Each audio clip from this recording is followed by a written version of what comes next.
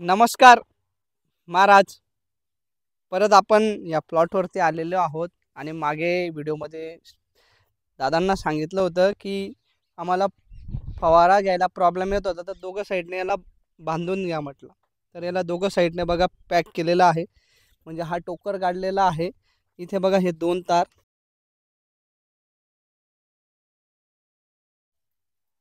हे बघा हे दोन तार दिलेले आहेत.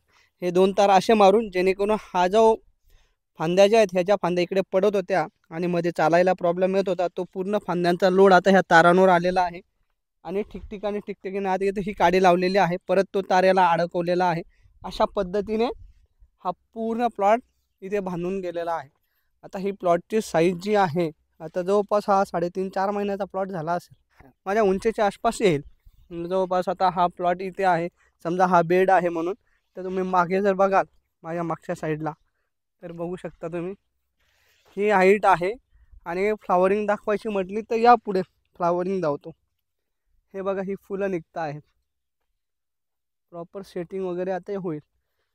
आता मागे आम्ही याला 13-40-13 वगैरे दिलं होतं. आता ही सेटिंग जी आहे, ही फ्लावरिंग जी आहे, इथं सेटिंगमध्ये रूपांतर झालं पाहिजे.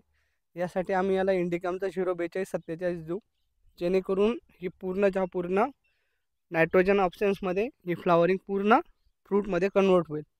काही IPM बी केलेलेच आहे, इंटिग्रेटेड पेस्ट मॅनेजमेंट. तर बघा इथे किती प्रमाणात हे किडे लागलेले आहेत. तुम्हालाही असा प्रॉब्लेम आणायचा होत असेल किड्यांचा, तर तुम्ही हे अशा IPMचे लावू शकता मित्रांनो. हे येलो स्टिकी स्ट्रॅप आहेत.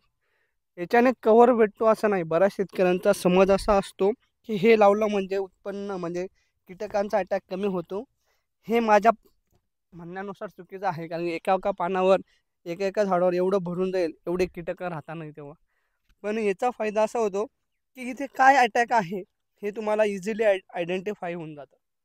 म्हणजे आपण प्लॉटमध्ये तुम्ही कुठेही नाही गेलात आणि हे जरी बघून घेतलं की इथे काय काय आहे, ब्लॅक थ्रिप्स आहेत, मावा आहे, तुडतुडा आहे, माशा आहेत, तर ह्या गोष्टी आपल्याला इथे आयडेंटिफाय होऊन जातात. तर अशा पद्धतीने हा प्लॉट आम्ही चालू देणार आहोत.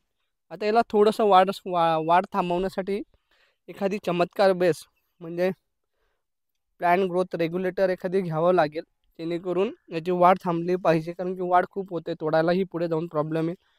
पण माल भरपूर निघत होता, मालमध्ये कुठलीही कमतरता होत नाही आहे.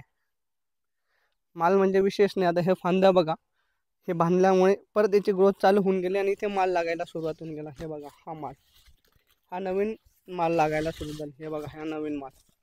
याचा हा फायदा होतो. हे जर जमिनीवर पडून राहिलं तर याला प्रॉपर जो आहे फवारणी बसत नाही. इथली हे जे खालची पानं जी आहेत, हे खालची पानांवरती रोग आणि किडी खूप मोठ्या प्रमाणात वाढतात. कारण की हे पूर्ण असं पडलेलं राहतं, त्याच्यामुळे खूप मोठ्या प्रमाणात नुकसानाला सामोरं जावं लागतं. तर हा साधा प्रयोग शेतकऱ्यांनी केलेला आहे आणि याची जशी जशी अपडेट येईल, म्हणजे बघा हे कमी शेतकरी अशा गोष्टी करतात. म्हणजे रिस्क घेत नाही शेतकरी, पहिलेच अडचणीत असतो त्याच्यामुळे. पण 2 पैसे याचे होत आहेत आणि शेतकरी होतकरू आहेत की करून टाकू, जे होईल ते होईल. तर हा एक तुमच्या आणि माझ्यासाठी प्रयोगच आहे. आणि याच्यातून जर चांगलं फळ भेटलं, तो याच्यातून जर चांगली उत्पन्न भेटलं, तर एक पाळंडा हा पडू शकतो की अशा पद्धतीने मी पिकाकडे जाता येईल आणि अशा पद्धतीने ही पीक घेता येईल. तर जसं जसं याच्यामध्ये अपडेट येतील तसं तसं मी तुम्हाला सांगत राहील की काय करता येईल काय नाही. आता याला आम्ही सिमोडिसचा एक स्प्रे काढणार आहोत. थोडंफार याच्यामध्ये चमत्कार वगैरे घेऊ. बाकी इथे काही अटॅक दिसत नाही आहे.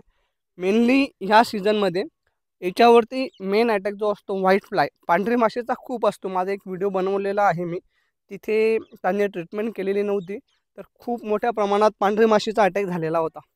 एका पत्त्यावरती अक्षरशः हे मवड बसलेलं होतं, असा पांढरी माशीचा अटॅक होता. तर इथे तसंही काहीच नाही, कारण की पहिल्यापासून कंट्रोलमध्ये राहिलं आहे, तर त्याचा परिणाम असा होतो महाराज.